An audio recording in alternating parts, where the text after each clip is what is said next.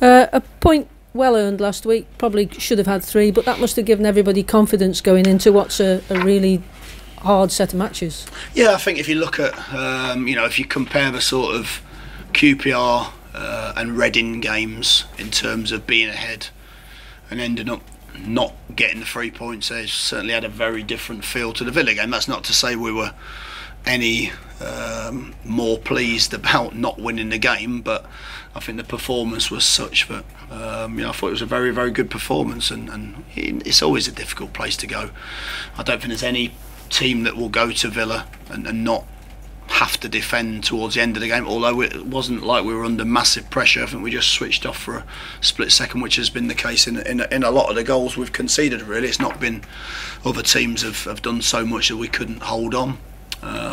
So real good mood around the camp. Everyone was disappointed after the game. I think what's always important at this sort of period, that the players are just as aware of the things we need to do better than the staff and the fans and everybody. We're all trying to make sure these things don't happen. So, but yeah, everyone's in a good place. The atmosphere's been really good all week, and I think players can feel at least that we're performing pretty well on the whole. And we've got a little bit of momentum, but of course we want to turn that momentum into lots and lots of good results rather than some good ones and some okay ones. They talk about the business end of the season being April, May, but these 4 matches in this very short space of time can actually change the course of people's seasons, can't they? Yeah, they can certainly make you feel, differently to how you attack the new year, and I think at the moment you can see it quite clearly. We spoke about our start to the season, that we're always playing catch up. That's what it is, but we could put ourselves in a really good position going into the new year. If we don't get results in the next few games, then we can perhaps feel slightly less positive about it, so it's as simple as that. But I've done it lots of different ways in the Championship, and I've had seasons where you have fantastic starts. I've had seasons where I'd be sat in second place now, and ultimately nothing really matters apart from where you sat in the last game of the season, and that's just a simple fact. It's obviously a lot easier for me to say that when you've not started so well. I'm going to go for the long-term game, but the reality is it's about getting results over a period of time, and we've got plenty of points to go for. We're playing well, in my opinion. I think there's some seeds of positivity shooting through. I know it's harder for everyone to feel really positive about it when you look at the league table, but we're certainly on the up, in my opinion. And when you look at these games in quick succession, it's important to have a fairly fit full squad, isn't it? And you seem to have that now. Yeah, we have. Yeah, I mean, touch wood. We've been been very fortunate that all the players have been training. A couple of injuries to some of the young lads.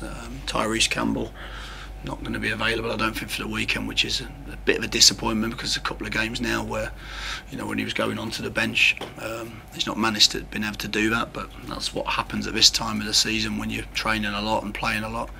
But everyone else, I think, is fine. We've had a little bit of sickness earlier in the week in the camp, but fortunately it's not manifested in any way, and certainly got a strong squad to choose from. I think that's always an advantage when you're going into a period of lots of games in a short space of time. We are very fortunate that the squad we have means we're able to not weaken the side whenever we choose to in certain areas, and I certainly think those players that haven't played are really chomping at the bit. It's not easy. I spoke about it before, I think, in the last press conference. It's not easy when you're a top player and you haven't played many games, but what I would say is they've been together with the rest of the group, and the spirit, I have to say, the spirit has got better and better as the weeks have gone on, and they're really starting to show signs of being a very, very united group. Do you look at these 4 games in isolation, or do you look at them and think, well, I might have to use this player here or that player there, or do you just wait and see how each match progresses? I think you always have an eye on it, but I think that's always difficult to do. I've sat here, I've spoke to the players before and said, we're going to need, everyone's going to have to be used, and sometimes you play so well in a game that you think, I'm going to keep the same team, regardless of it only being 2 or 3 days. I think the proximity of the games over Christmas means that sometimes you have to look at freshening games up, even if you don't necessarily want to tactically. I mean, you have to assume that the players are going to find it very difficult to you speak to some of the European coaches and they feel it's impossible to recover with only 48 hours, and I think there's a certain element to that. So therefore, you have to make good decisions in the games. But I think sometimes it's hard to preempt that, and what you learn to do is, you learn to get the game out of the way. I never look. Sometimes people will ask me who've we got next game, and I've got no idea.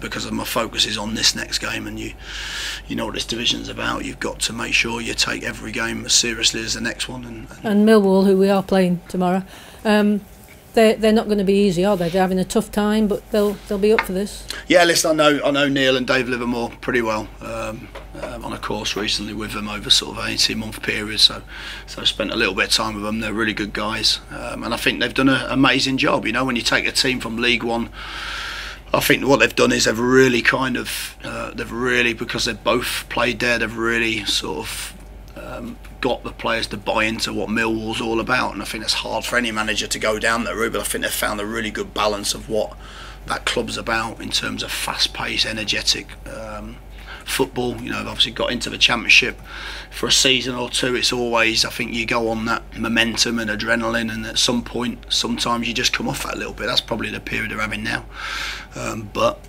I've played against them a few times, and they've got different ways of hurting you. They can move the ball around quickly, they can play with good energy and pace, and they can be very direct, and I think all three of those ways are ways that any team can win games of football. So it'll be a tough game. I will not regardless. I don't even look at the league table when Millwall's concerned, because we've warned the players it'll be a tough game.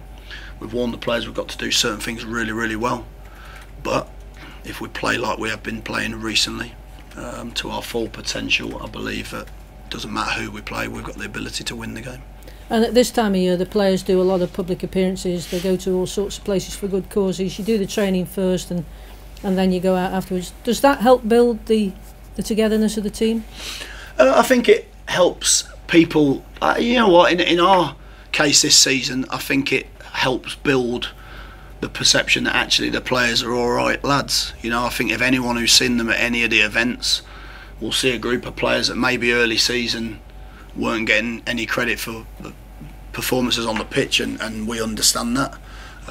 But when you see them out at these events and these performances, you see what a great bunch of lads they are. They're giving their time up selflessly, as most football teams do at this time of the season, for people that are certainly in a less fortunate position. You've got different places the players have been out to this week, and not one player's complained about it. Not one player's not gone there and shown even the ones that have not been in the team, who might well sit there with a glum face, have actually gone out there and given their time to people. So I think, I don't mean they should be given credit for that at all, but I think it just shows how football can help the community at a time like this. And I know as a club they're obviously very, very keen to do that work. So yeah, it's been a positive week actually from a non-footballing point of view.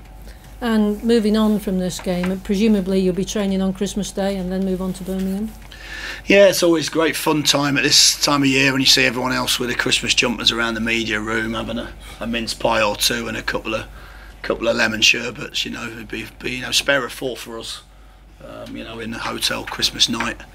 Our family's celebrating on their own. It's part of being a footballer. We've all got tissues anyway. There you go. So it's part of being a footballer. Ultimately, that you have to make sacrifices if you want to be successful. Part of the sacrifices, when I was a player, you had to do the same thing. I once asked my wife if I could have pasta for Christmas lunch. She wasn't overly pleased with that one. I had to compromise slightly, but the reality is, it's a day before a game, and that's how you have to see it. Whilst everyone else celebrates and enjoys it, you have to have your mind on the football, and we have to be focused. Like you said, it's a big period. We'll train Christmas Day. What we will do is we'll give them the morning and a bit of the afternoon with their families. We'll train a little bit later, and then we'll travel straight down to Birmingham and sit in a hotel while most people are enjoying themselves. And given that we're almost halfway through the season now, and I asked you for your quarter report, what's the most positive thing, apart from the fact we're improving now, what's the most positive thing you've felt about your contribution to the team this year? Well, I think certainly in terms of the group, there's an increased togetherness around the place. I think there's a real willingness of the group to be successful together. I think after that initial period, we're now starting to talk about performances on the pitch. We understand that we've still got a long way to go. We still want to improve, and I think we can improve. But I certainly see the group in a position to put lots of consistent performances in. And I'll be honest with you, yes, as staff, staff have worked incredibly hard, and I don't think they get enough credit for the work that they put in all through the football, medical, sports science, all of those people. But ultimately, we've given them a framework that's took a little bit of time to work off. But I think the players take full credit. They've come out of a difficult period.